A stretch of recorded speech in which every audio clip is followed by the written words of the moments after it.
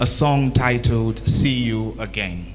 And we're using this to relive and remember all the special memories from the academic session 2022 and 2023.